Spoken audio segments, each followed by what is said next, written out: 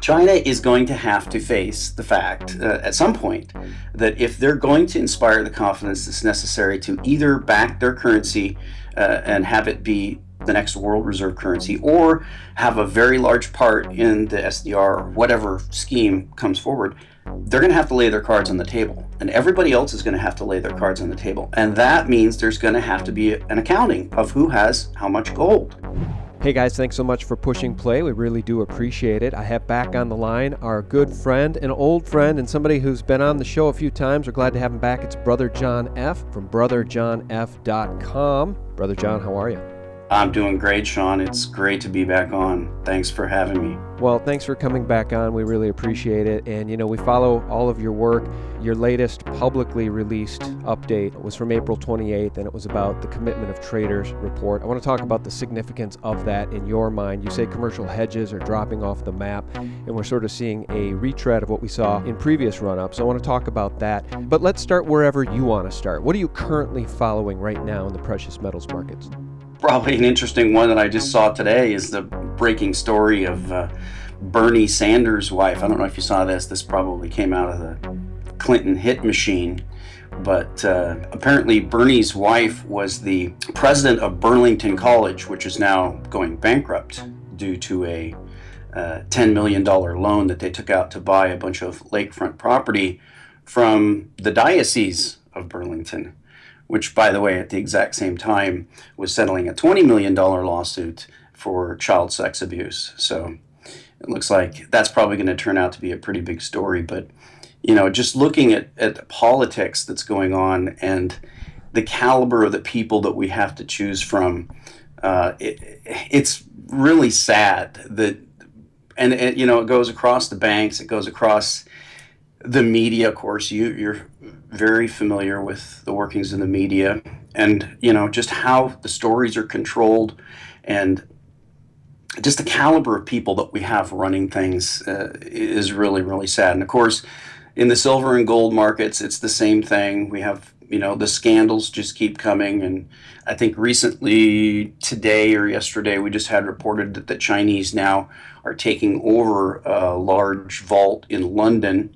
And I had speculated recently about, the arbitrage trade with the new Chinese exchange opening up, and how, there would be a different dynamic of rather than having Chinese representatives come into London and have to take delivery of their metals and then ship it back, melt it down, make sure it's not fake, and do this stuff. They can actually have people bring the metal over to them. All they have to do is just have a higher price over in China, and the ARBs automatically are going to have to deliver over there. So, more interesting stories as we see the precious metals bleed from the west to the east. What's the end game? I keep going back and forth. There's the Jim Rickards story, that we're going to have some SDR, and then of course you've got Rob Kirby, who pretty much blows Rickards out of the water in his last interview. Don't want to go too deep into that, but there's that story that maybe China is going to be trying to be the dominant player in a new SDR basket. But I kind of think that maybe China wants to have the next international reserve currency, and that's a tall order, because we know that if you do that, then along with that role comes a lot of other things. We're in this situation right now where we have to pay for policing the entire world, and what do we have? Military on the ground in 150 countries and bases in 70 plus countries. Very expensive proposition. So I'm kind of going back and forth trying to decide whether China wants to be part of just a bigger player in a world system, or whether they want to actually be the next reserve currency. Yeah, you mentioned Rickards, and we've long pointed out that Jim Rickards gets his paychecks from the CIA and the Pentagon. Those are clients that he counts among his many clients. And so often when we hear Rickards talk about gold and SDRs, we feel here at SGT Report that 80% of what comes out of his mouth is accurate and 20% is talking points of the establishment. And so we do wonder about the SDR and what's coming. And I may as well get it out there now. I bring it up so often that people are probably tired of hearing about it. But that 1988 cover of the Economist magazine, John, in which we see a phoenix rising from a pile of burning ashes of fiat, and around the phoenix's neck is a gold medallion that says 2018. And the cover of the magazine says, "Get ready for a global currency." We're at 2016 and a half, and the dollar is very long in the tooth. Do you think Rickards may be right that what the powers that be want to do is introduce that global currency in the form of an SDR? Or, like you just said, do you think China will make a play to play more of a centralized role in whatever's coming next? But either way, I suppose it spells doom for the dollar, huh? Yeah, well, I think that's the biggest question people are trying to figure out. And a lot of people think that these people that do these things, like this Economist cover, I think that cover actually had Hillary on the cover as the president, but maybe they should have put Trump. I don't know. We're going to see. But these people are very, very proud people that are in the quote unquote Illuminati, the people who run the world. But if you take a long look at history, the vast majority of the plans of these people resulted in failure. I mean, just look at the history of the European Union. It started off with the Roman emperors, and then we had Charlemagne, who tried to unite Europe, and then we had 1,000 years under the popes, and then we had Napoleon, we had Hitler, and now we have the EU, and they're convinced they're going to succeed. It kind of looks like it's failing now, and maybe the next success will be perhaps a Muslim caliphate there, the way things are going. But these people don't know the future any more than you or I do. I mean, we know what we plan to do. I mean, I know, I plan to retire at a certain age, or you may plan to take a vacation on a certain date. But it's really presumptuous to say, that what we plan is going to happen, because ultimately, I believe, of course, that God is in charge. But so these people's plans have failed in the past many, many more times than they've succeeded. So it could be that this push for the world currency, or a united Europe being a part of that, and everything they have planned out, it may just fall apart. Yeah, it may, but let me remind you of this, and just to play devil's advocate here. Do you recall in the 2008 race for the Democratic nomination for president, we had Hillary Clinton against Barack Obama, a really unknown state senator at that point who rose really to prominence out of nowhere. And again, we have so many questions about his ties to the CIA, his family ties. Who is he really? The Social Security number coming from, I think, a state on the East Coast related to somebody who's no longer alive. A lot of questions about Barack Obama. If you recall back at that time, John, there was a news story that broke, I believe from InfoWars, stating that during a period of time on one day when Obama was supposed to be on a plane with all of the journalists following him, the plane took off with those journalists, and Obama was nowhere to be found for 8, 9, 10 hours, 12 hours.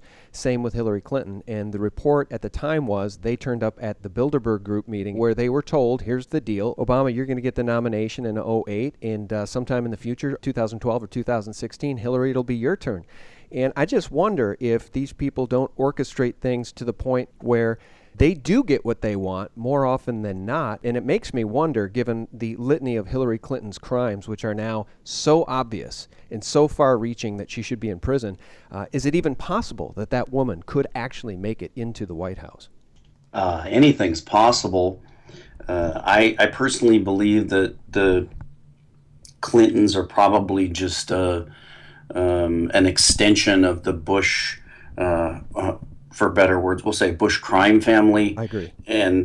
And so, you trace the history. We had Reagan kind of cut short halfway through, then Bush, then Clinton, then Bush, then Obama, and they're going to try to give us Clinton. I mean, I think they probably pick all the candidates. They probably pick Donald Trump as well. And maybe this whole thing is kind of like a arranged outsider, sort of scenario that they've planned out. It's kind of like their, their fallout scenario if everything fails. And, it makes some sense. I mean, if you think about, Trump being somebody who might preside over the bankruptcy of the United States, kind of like the movie Idiocracy. You have a professional wrestler as president. You have a like kind of a media cartoon personality as president. And then they're drinking Gatorade and feeding the plants. I mean, it's just crazy. It's almost like we're living in a Simpsons episode or something.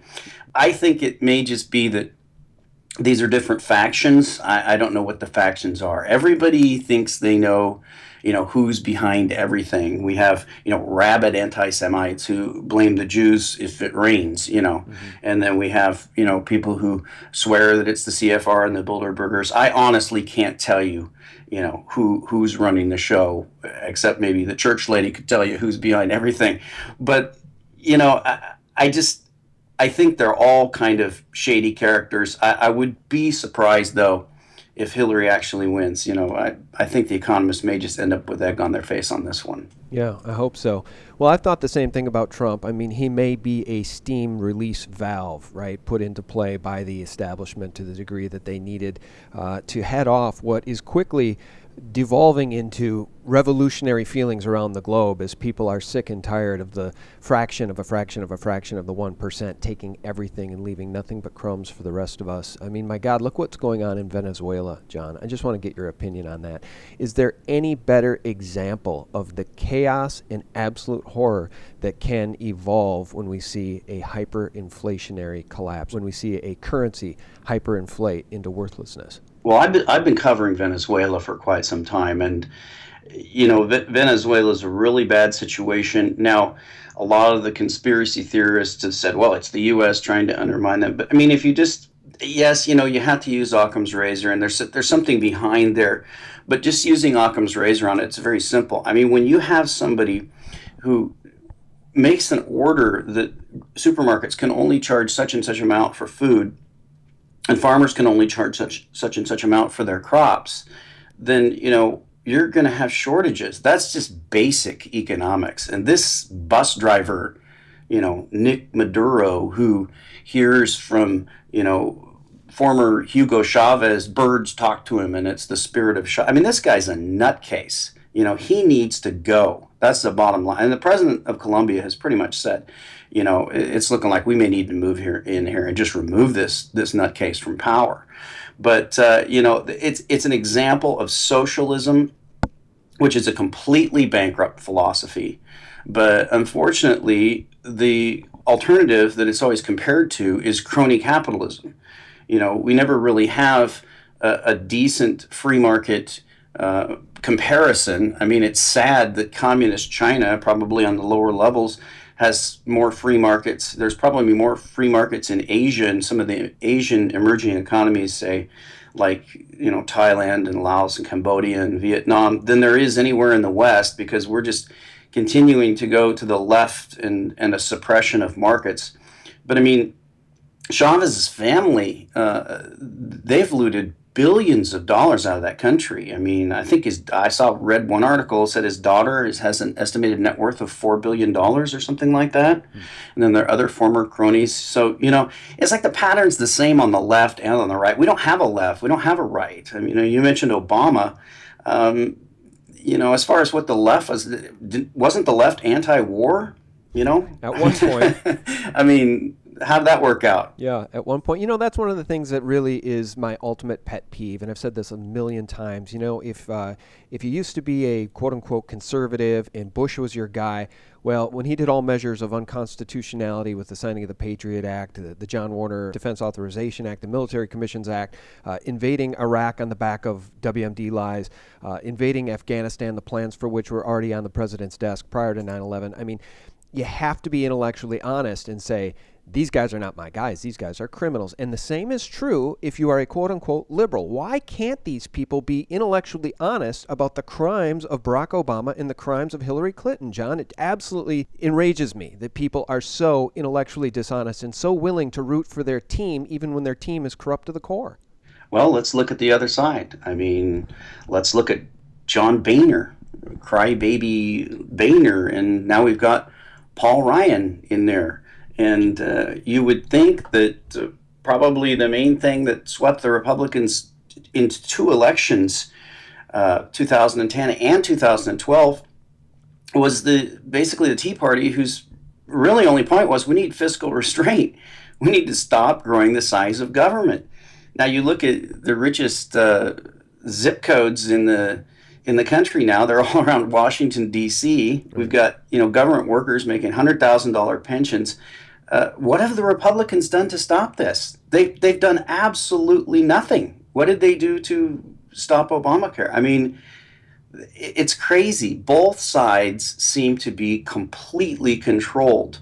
And that's the thing. At least Trump is trying to resonate with that message. He's trying to point out that these people don't represent the people they claim. Now he's claiming to be an outsider, self-funded billionaire, and it's sad that he actually has a more legitimate claim and kind of like the cleanest dirty shirt. But when you compare him to the characters that are out there, it's really true. Well, you're right about that, and I think that the bottom line is that people, even if they don't know what the Federal Reserve is, what a central bank is, who's behind these banks, who owns them, they know something's wrong. There's a rising temperature of anger in this country, on the right and the left, but this rising anger is palpable, and people are upset. They know the government is corrupt.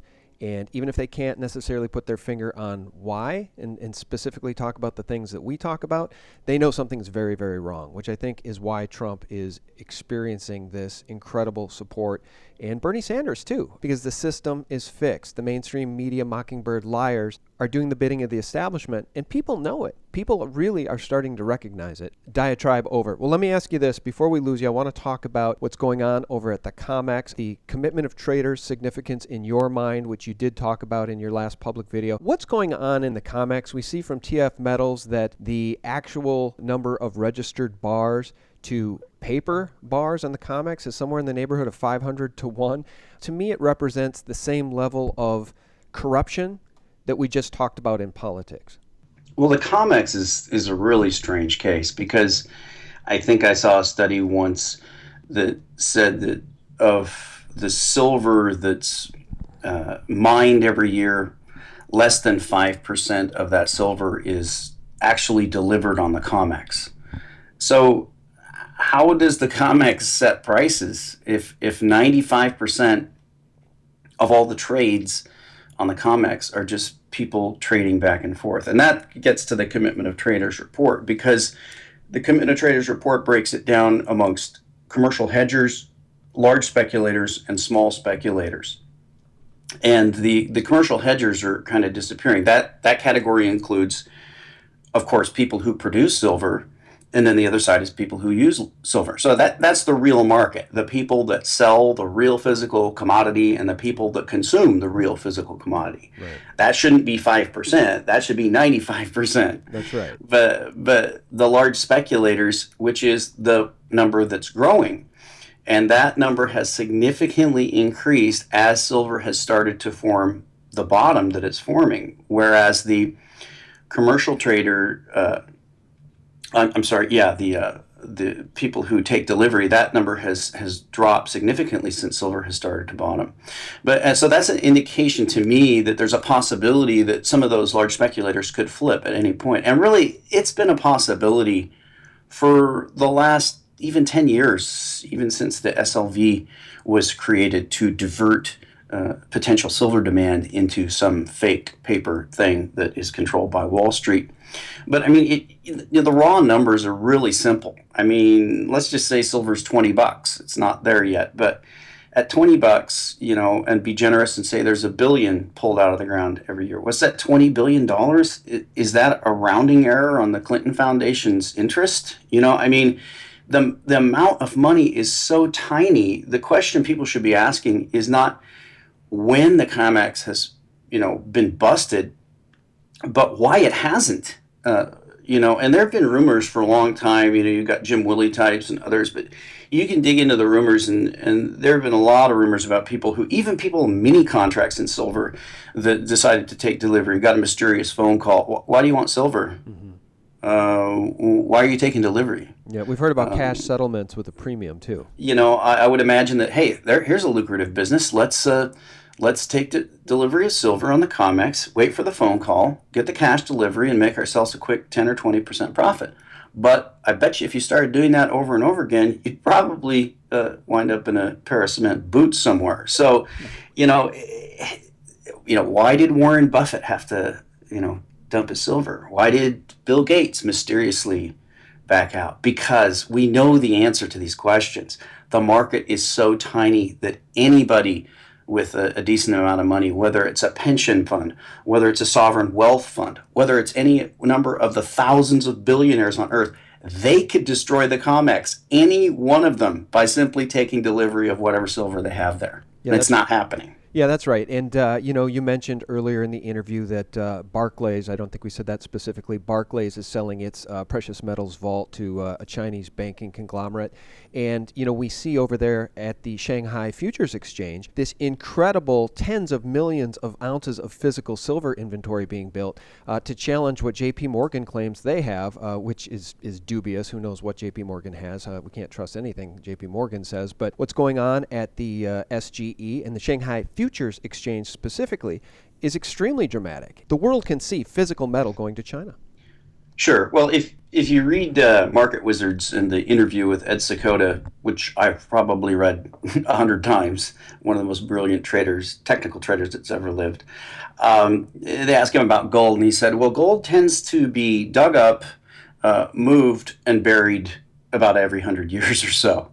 And that's a very profound statement, because what is behind that is that with gold and silver not so much because it's been demonetized, but certainly with gold, there's a time when regimes change that people actually have to put their cards on the table, okay? Mm-hmm. You have to prove what you have. Now, the U.S. has been bluffing for a very, very long time. We know that Germany said, well, can we see one card? Can we get a peek? No, you can't get a peek. So China is going to have to face the fact at some point that if they're going to inspire the confidence that's necessary to either back their currency and have it be, the next world reserve currency, or have a very large part in the SDR or whatever scheme comes forward, they're going to have to lay their cards on the table. And everybody else is going to have to lay their cards on the table. And that means there's going to have to be an accounting of who has how much gold. How do you do that? Well, you're going to have independent audits, independent inspections. I don't really know what the logistics of that are, but at some point, all that gold that is buried, as Ed Sakota says, is going to be dug up, and there's going to have to be an audit to find out who has the cards and who is bluffing. That's right. And guys, as you know, the last audit of Fort Knox gold was in the 50s. I mean, that alone is absolutely stunning. The U.S. government does not want an audit of Fort Knox gold. That should beg the question, why? And I want to leave everybody with this. John, I don't know if you saw the headline over at Silver Doctors. Our buddies over there posted this one, stunner, Saudis forcing U.S. Navy to use silver bullion to pay for fuel, a Jim Willey claim, which is really sensationalist. And we posted it because we saw that Silver Doctors had posted that item. So we shared it at SGT Report. Only after sharing it did I get a chance to listen to the interview. And I think it's a very dubious claim. Let me play for you guys the specific soundbite from that interview. And then, John, I'd love to get your thoughts. One of our main exports now is stale air and containers, in addition to exporting diabetes, fraudulent bonds, and war material. Now, the U.S. Navy in the Persian Gulf right now is being refused the dollar to buy the diesel for the ships in the U.S. Navy. They must pay silver bullion. Oh, my goodness. This is already reaching crescendo levels.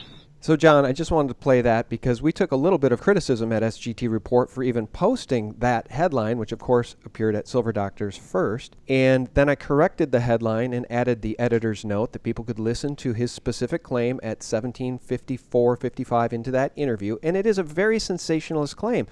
But also, there's some truth there. The world is turning against the dollar, John, and I think it's just a matter of time before nation states like Saudi Arabia won't take or won't accept Federal Reserve notes for settlement. Yeah, I mean, it's starting to play out. This Saudi thing is a big thing. I mean, it's hard to speculate what's behind this. Of course, we know this whole 911 thing, and there's another news story today. The FBI is going to release or keep hidden 80,000 pages of connections to the Saudis to 911. I mean, come on, this is stupid. We know that thing was a hoax and a false flag. And if the Saudis had anything to do with it, then I'd like to know how the Saudis caused all of our Air Force to stand down. It's stupid. Anybody believes that nonsense. But something is going on behind the scenes between Saudi Arabia and the United States. That may be some truth to what Jim Woolley's saying. You got to remember that Jim Woolley, he has various sources, and I'm sure some of his sources are probably halfway government, halfway moles. Who knows? And maybe there's some truth to it. And a lot of this stuff that we report, is based on rumor. But there is something going on with Saudi Arabia, and I suspect that it's possible that if the Saudis don't toe the line, they're going to be the next. Maybe we're going to add one to Wesley Clark's list, and they're going to find themselves overthrown and have another regime put in there. Yeah, you might be right about that. Definitely there are things going on behind the scenes. I've often said what's going on behind the scenes is far more dramatic than any Hollywood script. And I just actually want to say one last thing, too. This dawns on me. I was having a conversation by email with a new friend on YouTube. The channel is The Silver Antidote, and he was talking about a show that I watched the entire first season of called Mr. Robot. And, of course, in that show, John, this anonymous group takes down the global financial system, takes down Wall Street. And now we see everywhere in the media, we see it all over the place. We see news breaking that Chinese hackers, Russian hackers, or this latest thing, Anonymous took down some ATMs in New York City. Do you see, as I do, this narrative playing out, and they're getting ready to blame Anonymous, Chinese hackers, Saudi hackers, or Russian hackers for the collapse when it comes? I think they're preparing their narrative, and so that when the system goes down, they have a fall guy. Your thoughts? Oh, yeah, I think that's correct. I'm correct. I mean, I've covered Mr. Robot in past updates. But, this story goes back. I mean, if you look at Zero Hedge, it's based on Tyler Durden and Fight Club. And the whole premise behind Fight Club was that there was a secret army of people who were going to bring down the financial system.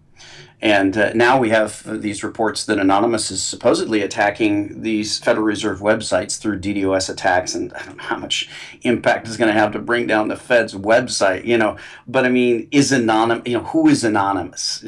I mean, seems to me pretty obvious that it's some COINTELPRO infiltrated group that they're going to use if they need to create that scapegoat. What's the scapegoat going to be? Is it going to be war? I'd rather have it be the hackers, to tell you the truth.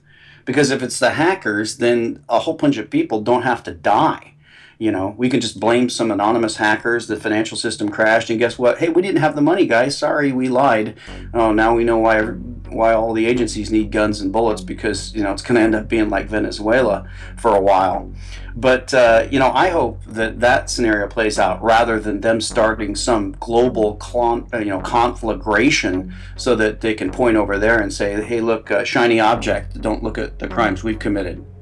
Yes, it's a good point. One way or the other, this system is going to come down, and we hope it comes down in some way that is not littered with global bloodshed, and certainly we want to avoid World War III. So these are troubling times, and that's why we like to have these conversations, guys. Brother John F., a truth teller. Brother John, can you remind people of where they can find your website and your subscription work? Sure. The website is Silver for the People, and the domain is brotherjohnf.com. It's also the same thing on YouTube. We have a member site. It's brotherjohnf.biz, where people can subscribe. It's $150 a year, and I put out videos about every 2 or 3 or 4 days, and then every month or so I release one publicly so people can see what type of information we're providing. Well, we love your work, and I really do appreciate your time, John. Thanks so much for coming on, man. It was great being on. Thanks again, Sean. Thank you, sir. And guys, thanks for your support at sgtreport.com, thephaser.com, where I handpick videos for you, and thelibertymill.com. Real news 24/7. Thanks so much for listening. God bless.